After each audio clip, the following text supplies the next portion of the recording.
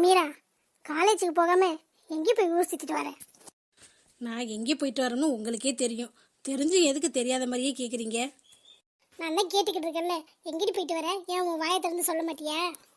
இப்போ என்னம்மா, நான் என் வாயால் சொல்லணுமா எங்கே போனேன்னு? சிவாவை பார்க்க தான் போனேன், அவங்க வீட்டுக்கு தான் போனேன். இப்போ என்ன பிரச்சனை? என்ன மீரா இப்படி ஏத்து ஏத்து பேசிக்கிட்டு இருக்க? முன்னால இப்படி பண்ணவே மாட்டேன். ஆனா இப்ப பாரு, சுத்தமா அப்படியே மாறிட்டேன். எங்களை மதிக்கிறது கூட இல்ல, நாங்க எது சொன்னாலும் கேட்கறதே இல்ல அப்படின்னு முடிவு பண்ணிட்டியா? நீங்கள் மட்டும் என்னை பற்றி நினச்சி பார்க்குறீங்களா? நம்மளோட பொண்ணு வாழ்க்கை அவளுக்கு பிடிச்ச மாதிரி நடக்கணும்னு எதுவும் யோசிக்கல, அதனால நானும் எதையும் யோசிக்கிறதில்ல. இப்போ எதுக்கு அங்கே போயிட்டு வந்த நீ? ஸோ அம்மா, உங்ககிட்ட எல்லாத்தையும் சொல்லணுமா? ஒழுங்கு மரியாதையா வீட்டில் இருக்கிறத வெளியே பாரு. இனிமேல் நீ காலேஜ் கூட போவேணாம். உனக்கும் அசோக் தம்பிக்கும் கல்யாணம் பண்ணலான்னு நாங்கள் முடிவு பண்ணிட்டோம். சும்மா ஆன உனா குதிச்சுக்கிட்டு தெரியாத, நாங்கள் எடுக்கிறது தான் முடிவு. சரிம்மா, உன் முடிவை சொல்லிட்டியா? இப்போ நான் என் முடிவை சொல்கிறேன். நான் இப்போ எதுக்கு சிவா வீட்டுக்கு போனேன்னு தெரியுமா? நானும் சிவாவும் கோயிலில் போய் கல்யாணம் பண்ணிக்க போகிறோம். அவங்க வீட்டில் அவங்க அம்மாவும் அப்பாவும் தான் கல்யாணம் பண்ணி வைக்க போகிறாங்க. உங்ககிட்ட சொல்ல வேணாம் அப்படின்னு தான் நினச்சேன். நீ இப்போ என் தலையில் ஒரு குண்டை தூக்கி போட்டியா? அதனால பதிலுக்கு நானும் உன் தலையில் குண்டை தூக்கி போட்டேன். மீரா, நான் சீரியஸாக பேசிக்கிட்டு இருக்கேன். நீ என்ன உங்களுக்குன்னே பண்ணிக்கிட்டு இருக்கியா? ஏட்டிக்கு போட்டியா பண்ணுறியா? என்னம்மா அது? நீங்கள் சொன்னால் மட்டும் அது சீரியஸ், நான் சொன்னால் விளையாட்டுக்கா? நானும் சீரியஸாக தாம்மா சொல்கிறேன். இந்த விஷயமாக தான் நான் சிவா வீட்டுக்கு போனேன். உங்களுக்கு வேணால் டவுட்டாக இருந்தால் அவங்க வீட்டில் வேணால் போய் கேட்டு பாருங்கள். இல்லைன்னா இன்னும் 2 நாளில் உங்களுக்கே தெரிஞ்சிடும். மீரா, பொம்பளை பிள்ளை மேல கை வைக்க கூடாதுன்னு பாத்துக்கிட்டு இருக்கேன். அப்பா, நான் முடிவு எடுத்ததான். என் முடிவில் எந்த மாற்றமும் இல்லை. நீங்கள் எப்படி உங்கள் முடிவில் பிடிவாதமாக இருக்கீங்களோ அதே மாதிரி தான் நானும் என்னோடய முடிவில் பிடிவாதமாக இருக்கேன். ஏன்னா நான் உங்களுக்கு தானே பிறந்தேன். உங்களோட பிடிவாதம் எனக்கு இருக்காதா? அதிகமாகவே இருக்கும். அதனால் என்னை யாராலையும் மாற்ற முடியாது. என்னையும் மாற்ற முடியாது, என் மனசையும் மாற்ற முடியாது. போய் உங்கள் அருமை மாப்பிள்ளைகிட்ட சொல்லுங்கள். பாவண்டி, அவர் குணத்தை பற்றி உனக்கு என்ன தெரியும்? சும்மா நீ சொன்னாலும் சொல்லினாலும் அருமையான மாப்பிள்ளை தான் அவர். அவரை பற்றி உனக்கு என்ன தெரியும்? பாவம் புள்ள இப்போ வீட்டுக்கு கூட வர்றதில்ல. பார்த்து எத்தனை நாள் ஆச்சு, எவ்வளோ கஷ்டமாக இருக்குது. ஒழுங்காமல் சாப்பிடாம பண்ணாமல் கிடக்கு. ஆனால் உனக்கு அந்த வருத்தம் இல்லை. நீ சும்மா விடுமா. சும்மா ஆனா ஊனானா அதை சொல்லிக்கிட்டு தெரியாது. அப்புறம் என்னமோ நான் லவ் பண்ணி மறந்துட்டேன் அப்படி இப்படின்னு ஏதாச்சும் ஒரு கதையை விடுவேன். இப்போ என்ன கதையை விட போறியோ? நான் என் முடிவை சொல்லிட்டேன்ல, சும்மா என்னை போட்டு டிஸ்டர்ப் பண்ணிக்கிட்டே இருக்காத. நான் வரேன். ஏண்டி, இந்த எதிர்த்து பேசுறதுனால எங்கேருந்து கற்றுக்கினேன்? என்னோட லைஃப் எனக்கு பிடிச்ச மாதிரி இருக்கணும்னா எல்லாத்தையும் பேசி தான் ஆகினேன். அதுக்காக உங்களை மரியாதை இல்லாமல் பேசணும்னு நினச்சா அதுக்கு நான் பொறுப்பாக முடியாது. என்னோட முடிவு இதுதான். இன்னும் 2 நாளில் நாங்கள் கல்யாணம் பண்ணிக்க போகிறோம். பிடிச்சா வாங்க, இல்லைன்னா பேசாமல் இருங்க. எங்க அந்த பேச்சு பேசிட்டு போற, நீங்க வந்து பேசாம இருக்கீங்க. பலார்னு கன்னத்துல ஒரு அறை விட்டு சொல்றது கேட்குறியா இல்லையான்னு சொல்லுவீங்கன்னு பார்த்தா எனக்கு என்ன இப்படி உட்காந்துருக்கீங்க? இப்படி உட்காந்துருந்தா என்னதான் ஆகுறது அவ வாழ்க்கை? என்னடி பண்ண சொல்ற? தோளுக்கு மேல வளர்ந்த ஆம்பளை பிள்ளையவே அடிக்க கூடாது சொல்லுவாங்க. பொம்பளை பிள்ளை நம்ம விரல் அவ மேல பட்டிருக்க மாட்டி. சின்ன வயசுல இருந்து அடிக்கவும் மனசு வர மாட்டேங்குது. அவகிட்ட எப்படி தானே சொல்லி புரிய வைக்கிறது? அவ எல்லாம் தெரிஞ்சா பண்றா, தெரியாம தானே பண்றா. எல்லாம் அந்த சிவா அப்படி மாத்தி வச்சிருக்காண்டி. அதுக்கு இவ்வளவு குத்தம் சொல்லி என்னடி பண்றது? இன்னும் 2 நாள் இருக்குன்னு சொல்றால, அதுக்குள்ள ஏதாச்சும் பண்ணலாம். எனக்கு என்னமோ நம்ம மாப்பிள்ளை கூட தான் கல்யாணம் நடக்கணும் உள் மனசு சொல்லிக்கிட்டே இருக்குடி. இப்படி ஏதாச்சும் ஒன்று பண்ணுவோம்னே சொல்லி இங்கே வரைக்கும் வந்துருச்சு. அவள் பார்த்தா கோயிலில் போய் கல்யாணம் பண்ண போகிறேன், முடிஞ்சா வாங்க இல்லைன்னா இருங்கன்னு சொல்கிறான். அந்த அளவுக்கு வந்துட்டா. நீங்கள் எப்படியும் சொல்லிக்கிட்டே இருங்க, என்ன நடக்குதுன்னே எனக்கு தெரியல. முன்னாடி நான் தான் அசோக் தம்பியை கல்யாணம் பண்ணிக்கூடாது அப்படின்னு போட்டு புலம்பிக்கிட்டு கிடந்தேன். இப்போ நீங்கள் ஆரம்பிச்சிட்டிங்க. மாப்பிள்ளை கூட கல்யாணம் நடந்தால் சரிதாங்க, அது நமக்கு சந்தோஷம் தான். அது இல்லாமல் வேறு மாதிரி ஆயிடுச்சுன்னா நம்ம என்னங்க பண்ணுறது? அதுக்கு மேலே நம்ம ஒன்றும் பண்ண முடியாதுடி. கடவுள் விட்ட வழின்னு நம்ம போய்கிட்டே இருக்க வேண்டியதான். வேற என்ன பண்றது? பின்னாடி அப்புறம் எல்லாம் தெரிஞ்சதுக்கு அப்புறம் அவ தான் கஷ்டப்படுவா. ஆனா என்ன, எதுக்கு பார்த்து தடுக்கலைன்னு வந்து கேட்பா. நம்ம தடுக்கிற நிலைமையில அவ இருக்கா, நம்மளை மீறி போய்கிட்டு இருக்கா. இப்படி ஏதாச்சும் ஒரு காரணம் சொல்லிருங்கன்னுட்டு என் புள்ள வாழ்க்கை என்ன ஆக போகுதுன்னே தெரியல. ஹாய் செல்லம், என்ன தனியா கோயிலுக்கு வந்திருக்கீங்க போல? என்னைய பக்கத்துல வந்தியோ? சந்தோஷ், நீயா? நான் எங்கே போனாலும் பின்னாலேயே வருவியா? எனக்கு கல்யாணம் ஆயிடுச்சு, அது உனக்கு ஞாபகம் இருக்குல்ல? சும்மா பின்னாலேயே வந்துக்கிட்டு இருக்க, நம்ம காலேஜில் சுற்றின மாதிரி. ஆமா, உன்னை லவ் பண்றல்ல. ஆனா ஒன்று, காலேஜில் சுடிதாரில் பார்க்கும்போது கூட கொஞ்சம் சுமாராக தான் இருந்தேன். நமக்கு ஒத்து வருமா அப்படின்னு யோசிச்சேன். ஆனால் சாரியில் நல்லா நச்சுன்னு தான் இருக்கேன். இங்கே பாரு சந்தோஷ், ஒழுங்கா மரியாதையே பேசு. நீ பேசிக்கிட்டு இருக்கிறது இன்னொருத்தவங்களோட ஒய்ஃப் கிட்ட, சரியா? காலேஜில் மாதிரி இல்லை. என்ன ஸ்ரீதா அப்படி சொல்ற? கல்யாணம் ஆயிடுச்சுன்னு மூச்சுக்கு 300 தடவை சொல்ற. ஆனா பாரு, கோயிலுக்கு தனியாக வந்திருக்க. இப்போவே தெரியலையா உங்கள் ரெண்டுக்குள்ளேயும் எவ்வளோ பெரிய ரிலேஷன்ஷிப் இருக்குன்னு? இதுக்கு தான் கொஞ்சம் வசதியானவங்களே கல்யாணம் பண்ணிக்கக்கூடாது. எங்கேயுமே கூட்டிகிட்டு போக மாட்டேங்க. தனியாக தான் தெரியணும். அதுக்கு தான் சொல்கிறேன், நான் இருக்கேன். அவனை கழட்டி விட்டுட்டு வந்துரு. இதுக்கு மேல பேசுனேன்னு வச்சுக்கவே கோயில்னு பாக்குறேன். இல்லைன்னா வச்சுக்க பலான்னு ஒன்னு செருப்பு கழட்டியே விட்டுருவேன். என்ன ஸ்வேதா, உண்மை சொன்னால் உனக்கு கோவம் வருது. இப்போ கூட நீ தனியாக தானே வந்திருக்க. புதுசாக கல்யாணம் ஆனவங்க தானே, ஜோடியாக தான் எல்லாரும் வருவாங்க. வேணா சுற்றி முற்றி வேணா பார்த்துக்கையேன். ஆனால் நீ பாரு, தனியாக வந்திருக்க. இதுலையே தெரிய வேணாமா? இதில் வேற லவ் மேரேஜாம். உங்கள் லவ்வை பற்றி தான் தெரியுதுல்ல. ஆனால் நீ என் கூட வந்தீன்னு வச்சுக்க, உன்னை ராணி மாதிரி தாங்குவேன். போகிற இடத்துக்கு போகிற உன்னை நான் தான் கூட்டிகிட்டு வருவேன். உன்னை விட்டு நான் பிரியவே மாட்டேன். ஆனால் இப்போ பாரு, பாவம் தனியாகவே சுற்றிக்கிட்டு இருக்கேன். இன்னமும் கல்யாணம் ஆகாத மாதிரி. அதான் மனசு கஷ்டமாக இருந்துச்சு.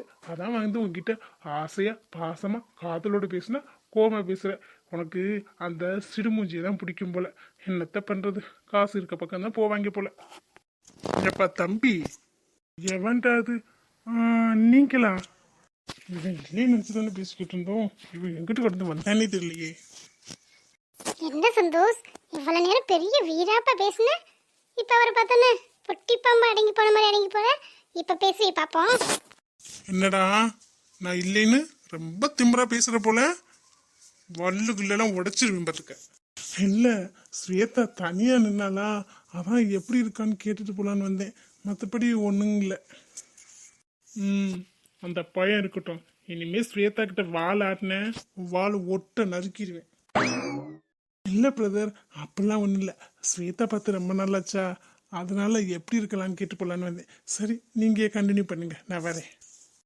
கொஞ்ச நேரம் வெளியில் போக முடியல, தனியாக விட்டுட்டு போனால் வர உன் திமுறை காட்டுறதுக்கு. ஒரு நாள் இல்லை ஒரு நாள் என் கையால் வசமாக வாங்குவேடா. அப்போ பார்த்துக்கிறேன் உன்னைய. என்ன ராகுல், என்னமோ நீங்க வரலன்னு சொன்னீங்களே, இப்ப தெரியுதா வரலன்னா என்னன்னு? இதுக்கு தான் பொண்டாட்டி எங்க கூப்பிட்டாலும் வரணுங்கிறது. ஆமாடி, எனக்கு வேற வேலை இல்லை பாரு. சரி வா, போய் சாமி கும்பிடலாம். எது சொன்னாலும் ஏதாச்சும் ஒன்று சொல்லிடுவீங்க. இனிமே எப்பவுமே நம்ம சேர்ந்து தான் வெளியில வரணும். அவனுக்கு ஒரு நாளைக்கு இருக்குங்க, கன்னத்துல ஒன்று கொடுத்துருக்க கூடாது. கொடுக்கலாம் தான், மறுபடியும் வந்து ஏதாச்சும் உங்ககிட்ட பிரச்சனை பண்ணான்னா எப்போ நான் உன் கூடவே வா தெரிய முடியும். அதனால தான் வீடு பார்த்துக்கலாம். சரிங்க ராகுல், வாங்க போலாம்.